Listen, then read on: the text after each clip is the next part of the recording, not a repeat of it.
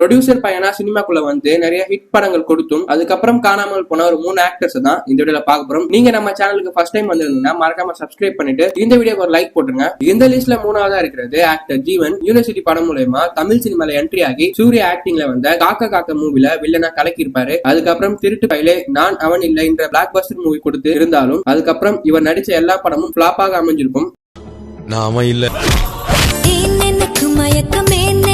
இந்த லிஸ்ட்ல 2ஆவதா இருக்கிறது ஆக்டர் ஜித்தன். ஜித்தன்ற படம் மூலமா தமிழ் சினிமால அறிமுகமாகி மிகப்பெரிய சக்சஸாவே அமைஞ்சிருக்கும். அதன் மூலமா ஜித்தன் ரமேஷ் என்ற பேரும் இவருக்கு கிடைச்சிருக்கும். அதுக்கப்புறம் ஒழுங்கான ஸ்கிரிப்ட் சூஸ் பண்ண தெரியாம சினிமா கரியரே முடிஞ்சிருக்கும். ஒரு பொண்ணை லவ் பண்ணிருக்கான். ஃபைனலா இந்த லிஸ்ட்ல முதல்ல இருக்கிறது ஆக்டர் ரவி கிருஷ்ணா. செல்வராகவன் டைரக்ட் பண்ண 7 ரெயின்போ காலனி மூவி மூலமா தமிழ் சினிமால அறிமுகமாகி இருப்பாரு. அதற்கு பிறகு நிறைய ஹிட் மூவி கொடுத்திருந்தாலும் சினிமா இவரை கைவிட்டுச்சுன்னு தான் சொல்லணும். நான் இதான் எதுக்கோ கோவம் எங்க காமிக்கிறதுன்னு தெரியல.